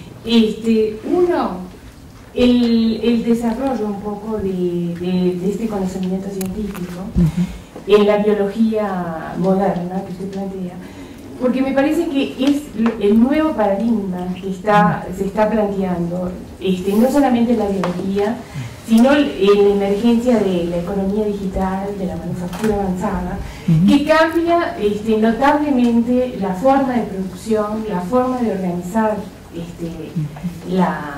la articulación productiva, las empresas, incluso influye en la cadena de valor, ¿no? Entonces, estamos enfrentados frente a un nuevo desafío, ¿no?, de cómo responder como países latinoamericanos y México en especial a ese desafío que en este momento plantea el conocimiento, ¿no?, dentro de estas nuevas áreas de factibilidad tecnológica, ¿no?, como abre, por ejemplo, la biotecnología, en todo lo que usted planteó. Y por otro lado, otra cosa que me parece importante es también cómo posicionarse frente al desarrollo que existe ya en países avanzados, es decir, y que se están posicionando también frente a esta nueva revolución tecnológica de la manufactura avanzada, donde la biotecnología y la economía digital es un punto nodal, ¿no? Es decir, en el caso de Estados Unidos, que hay toda una recuperación de la producción deslocalizada y para tratar de que se produzca en Estados Unidos una gran parte, y por otro lado otros países como Alemania y Japón y Corea tratan de plantearse un reposicionamiento competitivo en base a la articulación de estrategias nacionales basadas en dónde se plantea la formación para el futuro, hacia dónde va la investigación y fundamentalmente cómo seguir articulando esas transferencias de conocimientos. Entonces, aquí me parece que se plantea un aspecto muy importante para ver dónde nos ubicamos en esas asimetrías que como región tenemos, ¿no? Frente a no solamente asimetrías de mercado, sino también de conocimiento y también de desarrollos de investigación. Si bien se han hecho muchas cosas, porque a partir de los 2000 en casi todos los planes de ciencia y tecnología de América Latina y en México en particular, se plantea el problema de la biotecnología como una necesidad muy importante de problema nacional de tomar los países, en el caso por ejemplo de Argentina, de Brasil, que es donde tiene una serie de instrumentos completísimos, ¿no? Y en el caso de México también, como en el caso de Colombia y de Cuba, donde hay también todo un planteo a efectos de establecer una estructura productiva, ¿no? Y también una estructura de emprendimientos, que es algo que es fundamental en este momento.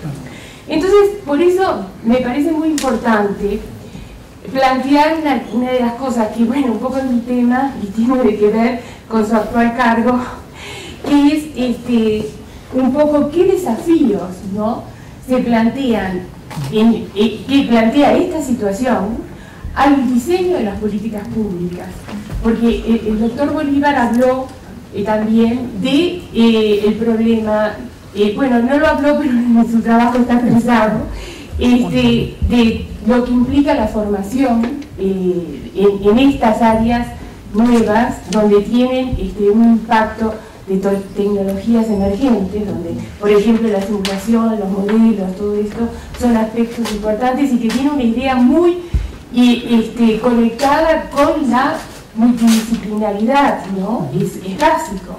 Y por eso es básico también plantearse equipos multidisciplinarios que puedan aportar bueno, estos desarrollos que usted planteó en los procesos de todo lo que dijo, va a producción. Sí, y a su vez también en los efectos y en los impactos, ¿no?, en los usuarios y beneficiarios de todo esto. Entonces, esto me parece muy importante, cómo adecuar, ¿no?, ese entorno institucional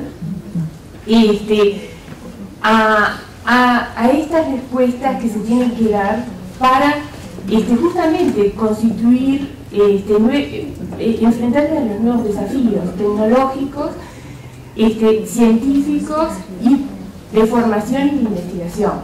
Es decir, por eso me parece que es muy importante que en el enfoque de las políticas públicas se piense en la necesidad, es decir, todo lo que usted está hablando y todo lo que, por ejemplo, se plantea en el paradigma de la manufactura avanzada y en las TIC, en la economía digital, se está hablando de cosas muy importantes que tienen una posición de futuro y, sin embargo, seguimos manteniendo un esquema institucional que es del modelo lineal, que es del modelo persistente.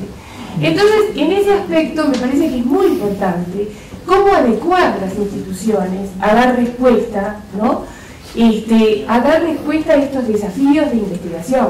Por ejemplo, la necesidad de trabajar en equipos multidisciplinarios es una cosa que de alguna forma se tiene que pensar en cómo se incorpora a la carrera del investigador, cómo el SNI cada vez más involucra los equipos interdisciplinarios y aparte valora el trabajo que tiene aplicabilidad para los sectores productivos, ¿no?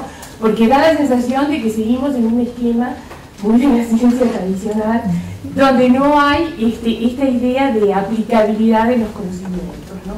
Entonces, en ese sentido, me parece que es muy importante pensar las agendas públicas, estos problemas nacionales que la biotecnología moderna puede abordar, con interés de reposicionar a los equipos de investigación, la formación de posgrado, que es muy importante ver hacia dónde va, y fundamentalmente me parece cómo tratar de buscar transversalidades, ¿no? Porque esto es parte de lo que es una alternativa en el sentido de que en países donde todavía hay una escala mínima, ¿no?, una escala mínima en la economía y en el capital humano, ¿no? Entonces, eso me parece que es un aspecto que es muy importante tener en cuenta en las políticas públicas, ¿no? Y que surge un poco también de lo que usted plantea a nivel de cómo ir incidiendo, por ejemplo, a nivel de la coordinación, ¿no? Porque una de las cosas que es muy importante para reforzar y retroalimentar estos desarrollos en las distintas disciplinas es justamente la capacidad de coordinar en estos desarrollos precompetitivos que se dan a través de equipos que se forman con redes y que tienen que ir hacia ciertos proyectos, megaproyectos que son atender problemas nacionales, ¿no? En ese sentido, me parece que todo esto implica cómo buscar nuevos formatos institucionales para sostener, ¿no?, esas relaciones de investigación y de transferencia del conocimiento. y cómo crear condiciones en las instituciones y en CONACYT para que justamente esos nuevos conocimientos sean avalados, integrados dentro de las trayectorias institucionales y en las trayectorias particulares de los investigadores y los grupos. Entonces, ese aspecto me parece que complementa un aspecto de lo que usted planteó, en cierta forma, en todo lo que tiene que ver con la creación de un entorno favorable, de un entorno institucional favorable, es decir, toda la idea del marco legal que apunta a buscar una regulación, ¿no? Pero también una regulación que implique una protección bioética y también una protección de cómo fomentar una mayor articulación en los escalonamientos productivos, ¿no? Porque a veces justamente el control se da a través de las transnacionales y no se beneficia esa posibilidad de integrarse, esa posibilidad de integrarse productores locales, ¿no? O productores o pymes o que puedan responder en esos casos a las variedades, ¿no? Que surgen. Y eso me parece que es una de las políticas importantes. Y eso abriría un espacio para fomentar los emprendimientos, que creo que en biotecnología son muy importantes, y para abrir instancias de articulación público-privada, ¿no? Porque que en el sentido de que, por ejemplo, en América Latina y en México hay poca también tradición de startup, ¿no? Y esto sería realmente cómo aquí poder realmente favorecer incentivos para la creación de capital semilla, para la incorporación de inversores ángeles y también de capital de riesgo para ir sosteniendo este proceso, que implicaría formar alianzas y articulaciones público-privadas muy fuertes que sostienen sectores que necesitan un crecimiento, porque muchas veces estos sectores dependen de apoyos privados. Entonces es muy importante cómo, por ejemplo, orientar y buscar justamente la formación de modalidades innovadoras que den respuesta a los desafíos del conocimiento científico y de aplicabilidad tecnológica. Por otro lado, a mí me parece importante que esto plantea también, a nivel de las políticas, el planteo de diseñar incentivos, ¿no? Incentivos y políticas que estimulen la inversión en actividades de innovación, ¿no? Todo lo que usted se refiere plantea que la necesidad de buscar instrumentos de financiamiento, ¿no? Es decir, que en muchos casos en las empresas de biotecnología no están previstos, porque el plan de CONACYT, el programa de estímulos fiscales, el PEI, tiene distintos programas, pero están muy dirigidos, por ejemplo, de lo que vi, fundamentalmente a empresas a industrias y sectores de manufactura. Y realmente la biotecnología es una industria de bienes de capital de la sociedad del conocimiento. Entonces es muy importante también tener el financiamiento por parte del PEI para este tipo de programas, ¿no? En ese sentido también me parece importante. Y otra de las cosas que también creo que hay que seguir trabajando es en las reglas de apropiación, ¿no? Porque está la ley, están los organismos de supervisión,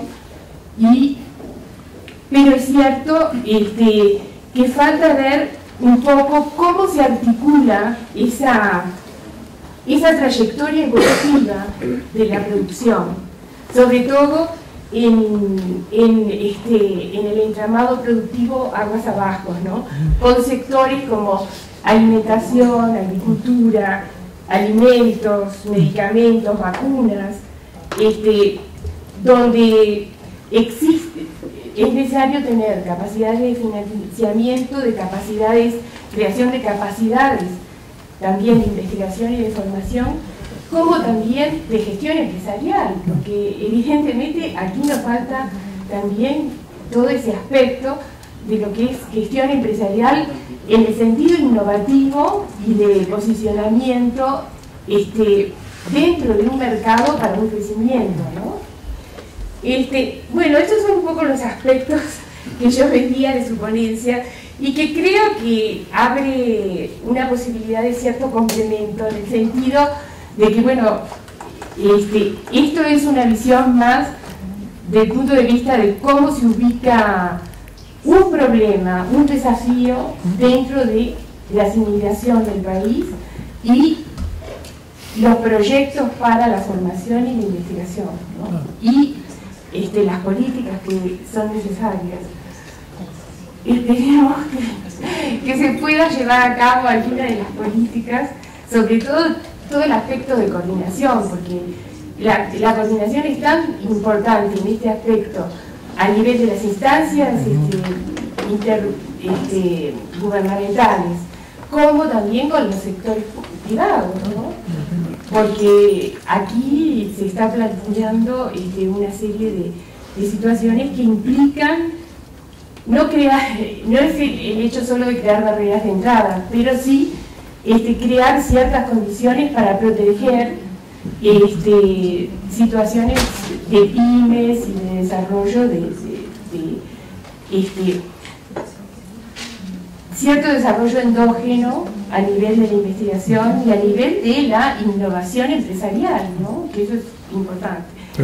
Bueno, eso es un poco lo que yo tengo que decir, que es muy poco, pero aparte nunca me ha pasado comentar a un premio Príncipe de Asturias y eso me da un cierto terror. Gracias.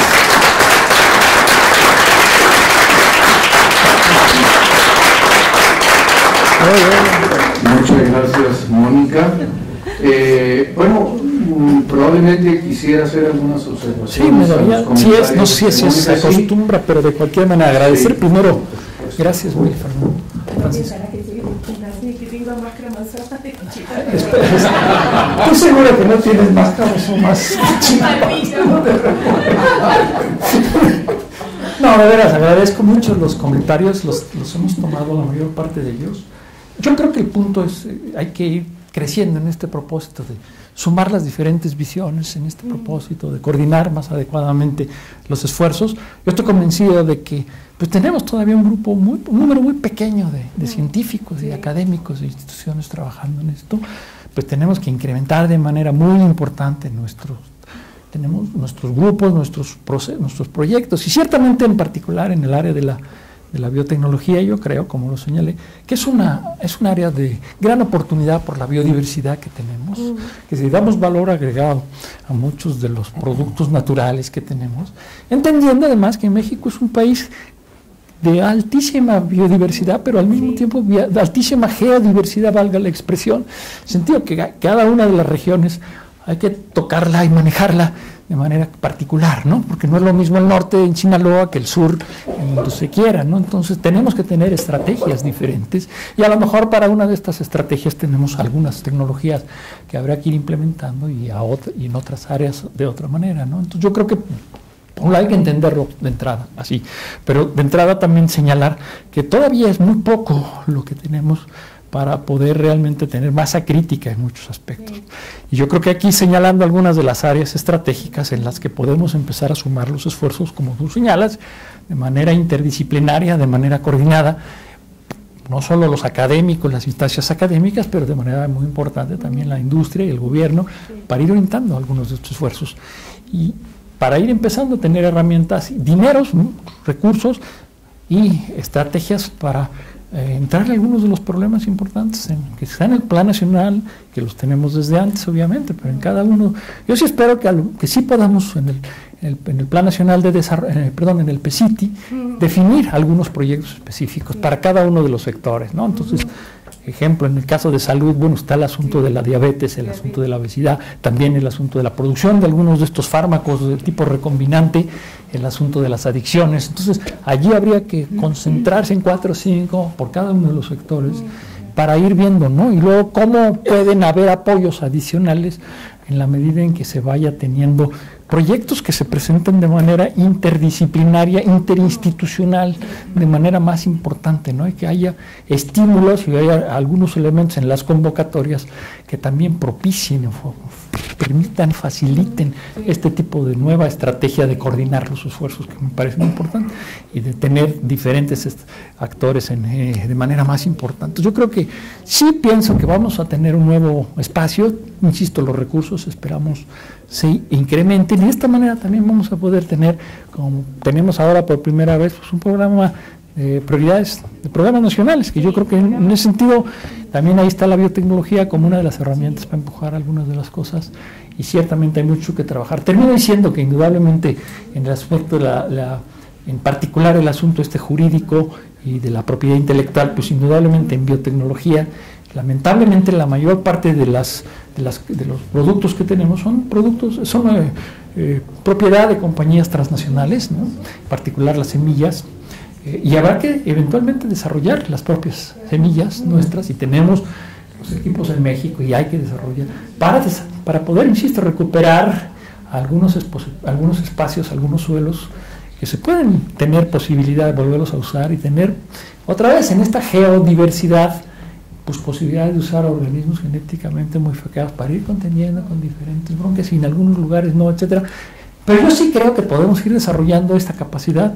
En el caso de la industria farmacéutica en particular, también la mayor parte de esto está en grandes compañías transnacionales. Allí, al menos en México, sí tenemos alguna fuerza en las empresas farmacéuticas que están haciendo ya algunas de estas empresas farmacéuticas, algunos de estos medicamentos de origen recombinante de manera genéricos, porque ya estamos llegando también al vencimiento de las patentes. También hay mucho que trabajar en el sentido de nuevos y segundos medicamentos de segunda y tercera generación, y hay que ir trabajando en este propósito de ir consolidando las empresas nacionales a través de proyectos más interesantes, mejor coordinados, con mayor visión, pero creo indudablemente que hay muchísimas posibilidades y que en la medida, insisto, como tú lo señalas, ¿no?, de que coordinemos, concertemos, tengamos mejor definidas las propuestas, pues probablemente tengamos mejores posibilidades de éxito. Muchas gracias por tus comentarios.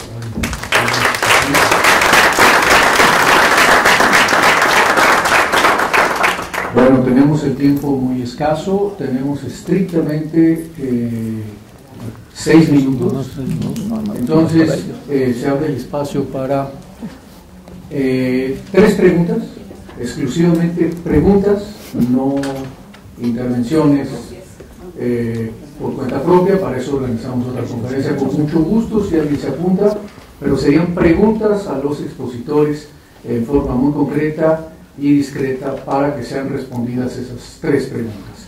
Así es que se aceptan propuestas. Benjamín Temkin, por favor. Te voy a... Sí, primero que todo felicitarlos por la conferencia, aprendí muchísimo. Gracias. Hasta donde puedo entender la materia. Se habla mucho de diversidad en toda su conferencia, esto apareció mucho, ¿no? Y una de las problemáticas que se levantan para objetar a esto es la cuestión de una homogeneidad que se genera a través de la vecindad entre los cultivos genéticamente modificados y los que no lo son. En México hay mucho orgullo acerca de ciertas especies, particularmente lo que tiene que ver con el maíz, etc. La pregunta es, hay diferentes fórmulas regulatorias. Yo entiendo que en Estados Unidos se pone mucho menos atención a la cuestión de la vecindad, es decir, no hay regulación al respecto, y en cambio entiendo que en Europa sí se regula más la cuestión de la vecindad entre un tipo de cultivo y el otro para evitar esta obliteración de ciertas especies, etcétera, ¿no? El marco regulatorio que, primero no conozco bien el marco regulatorio que existe en México, pero ¿a qué aspiraría usted en términos del marco regulatorio que debería existir para evitar que esto suceda y quitar esa objeción al uso de lo genéticamente modificado? Y una pregunta que sé que no me va a contestar, porque no va a tener el tiempo de hacerlo, ciertamente, pero yo, así como ciudadano que no conoce muy bien de todo esto, le pregunto, hace unos cuantos años se creía que lo nuclear era perfectamente, esto ofrecía las mejores esperanzas para el mundo y demás, y se sabe que ahora tenemos algunos problemitas con ese asunto, ¿no? Y más cuando esto está relacionado con empresas cuyo criterio de decisión tecnológica y de avance y demás tienen que ver con, pues, con la ganancia, no necesariamente con el bienestar general. La pregunta es otra vez, ¿qué hay en los marcos regulatorios que pudieran evitar que eso sucediera también respecto a esto, y en qué medida usted considera que ese riesgo debe tomarse en cuenta y qué tan grave es? Gracias. Muchas gracias. Bueno, hiciste 3 preguntas en la atención al público. Ya ves. Hiciste 2, por lo tanto queda posibilidad de una pregunta. El joven del fondo, por favor, última pregunta y pasamos a respuesta. Hola, gracias. Mi pregunta, como no puedo hacer ninguna intervención, es ¿por qué el coordinador de Ciencia, Tecnología e Innovación de la República Mexicana se enfoca en impulsar una biotecnología obsoleta? Una tecnología que no ha cumplido con su promesa de erradicar el hambre mundial, ¿no? Y que además se ha demostrado que, pues que los organismos transgénicos no sabemos nada, ¿no? Y el hecho de que no sabemos nada nos da a respetar un principio que se llama el principio precautorio y a no avanzar más en la tecnología, a no usarla para las sociedades humanas antes de tener esos avances científicos y tecnológicos. ¿Por qué un coordinador de ciencia, tecnología e innovación no se enfoca en otras alternativas, ¿no?, para mejorar la agricultura del país? Porque además la biotecnología de los transgénicos está muy enfocada en la agricultura estadounidense, pero el campo mexicano es muy distinto a la agricultura estadounidense, es totalmente distinto, es otro mundo. Entonces mi pregunta es esa, ¿no? ¿Por qué? ¿Por qué enfocarnos en esta tecnología obsoleta y que no ha dado resultados?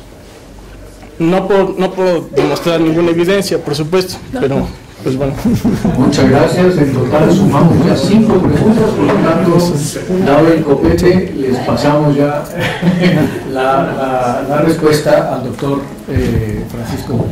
Gracias por las preguntas y las consideraciones. Entrada. Lo primero que diría es que ciertamente, contestando la última pregunta, la tecnología no es obsoleta, es una tecnología que acabo de presentar una última transparencia en donde hablan de que la biotecnología, los europeos, después de un estudio de 20 años, es la tecnología de frontera. Y si el siglo pasado fue el siglo del cómputo, la comunicación, la biotecnología, de acuerdo a este estudio que mencioné, y si quieres te lo enseño para que te enriquezca tu conocimiento, allí claramente se señala que esta tecnología es muy importante para contender con problemas importantes en el área del alimento, en el área de la conservación de los ecosistemas, en el área de la producción también de biomedicamentos. Entonces, ciertamente cada vez hay más países en el planeta que consumen estos organismos y estos medicamentos genéticamente producidos por organismos genéticamente modificados. E insistimos, no hay ninguna evidencia del daño a la salud ni al medio ambiente por estos organismos, evidencia sólida. Ciertamente hay mucha gente que grita, que no conoce estas cosas y por eso pues las descalificamos de entrada.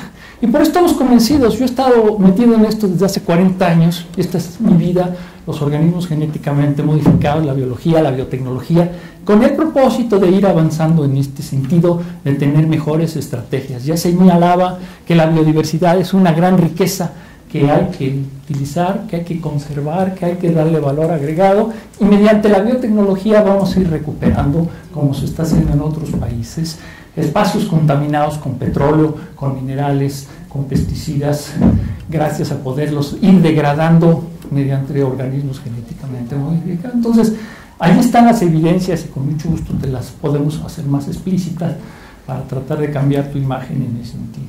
Con relación a las otras preguntas, diría de entrada, sí, tenemos una ley, como lo comenté, que de alguna manera regula las cosas, ¿no?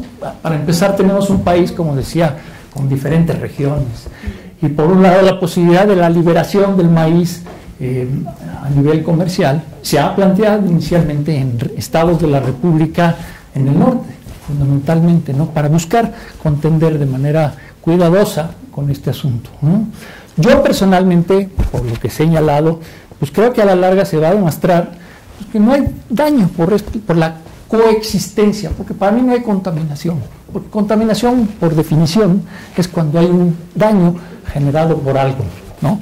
Y aquí no hay daño, hay coexistencia de dos tipos diferentes de técnicas, de tecnologías, de organismos generados por diferentes metodologías, pero que ninguno de los dos son, como decía la última transparencia esta de la Comunidad Europea del estudio, son organismos que tienen el mismo tipo de riesgo porque se producen usando sistemas que normalmente no ocurren, o mecanismos que normalmente no ocurren en la naturaleza.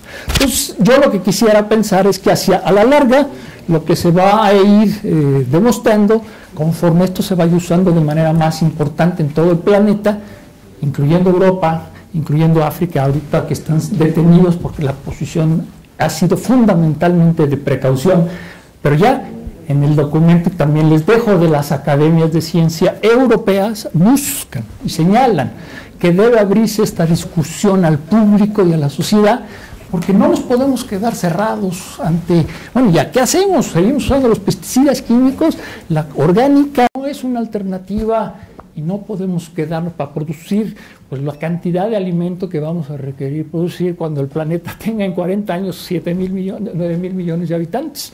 Entonces tenemos que tener tecnologías más poderosas, más responsables y menos contaminantes. Para mí estas tecnologías son menos contaminantes que las de actualmente estamos usando, porque no usamos pesticida, no se usa pesticida químico, y eso pues es claramente una extraordinaria ganancia para todos, para el medio ambiente en particular y para la salud de todas las personas. Entonces yo hacia adelante pienso que lo que vamos a ver es que conforme vaya cayendo, valga la expresión, el 20, de que esta es una tecnología que no tiene grandes problemas para ningún asunto de la salud humana y el medio ambiente, se va a ir aceptando, como se ha ido aceptando ya en Europa después de estos 25 años que acabo de mencionar, porque pues les cayó el 20 de que realmente no hay bronca, y ahí están los reportes de que van a ir en este sentido, cuidadosamente, como debe hacerse, caso por caso, y yo creo que la legislación que tenemos es razonable en México, y ahí está el principio precautorio, el principio del cuidado, el caso por caso, el sustento con base, como lo señalaban las transparencias en el conocimiento científico, y a la larga me gustaría que se relajara un poco algunas de estas cosas en la medida en que vayamos demostrando, teniendo evidencia de que no hay bronca. Si hay bronca, pues vemos qué hacemos, pero el asunto habría que cancelar esos organismos que tienen problemas, como se han cancelado muchos medicamentos que tienen problemas en un momento dado después de que se lanzan al mercado, pero tenemos que seguir usando los antibióticos, independientemente. Ahí tenemos un problema, entre paréntesis, terrible con la problemática de la resistencia a antibióticos en el planeta, es una bronca brutal, y vamos a tener que usar antibióticos a lo mejor más complicados y más delicados para la salud humana, etcétera, pero pues tenemos que matar las enfermedades que muchas de ellas requieren tratar con antibióticos. Entonces, igual, ¿no? La tecnología tiene que ir avanzando y tenemos que ir desarrollando nuevas estrategias, nuevos productos para ir contendiendo con esto. Y creo, insisto, que de cualquier manera nosotros en México tenemos esta área de gran oportunidad de la biodiversidad, insisto, para ir dándole valor agregado, independientemente que hay mucho que avanzar. Pero yo creo que finalmente tenemos muchísimas especies extraordinarias, somos un país extraordinario, todavía extraordinariamente rico en muchas cosas que hay que ciertamente, insisto, aprovechar respetuosamente. Termino simplemente dejándoles el libro. Muchísimas gracias. Para ustedes en la biblioteca. Muchas gracias. Gracias, Francisco. Bueno, pues creo que no nos cabrá duda de que esta primera conferencia magistral ha dado un brillante inicio al ciclo México ante sí mismo, que habremos de continuar en lo sucesivo. El próximo día 17 de octubre vendrá el maestro Rolando Cordera para hablarnos del panorama económico y la exclusión social en México, y seguiremos así sucesivamente a lo largo del año, con una frecuencia quincenal o cada 3 semanas, con un conferencista que nos va a permitir discutir y dialogar sobre estos temas importantes, tanto para nosotros en la comunidad Flaxo como para el público. Le agradecemos muchísimo al doctor Bolívar Zapata y quiero hacerle un pequeño... Gracias, señor rector. Él me trajo un libro y yo le doy 5. Bueno, voy a venir más frecuente.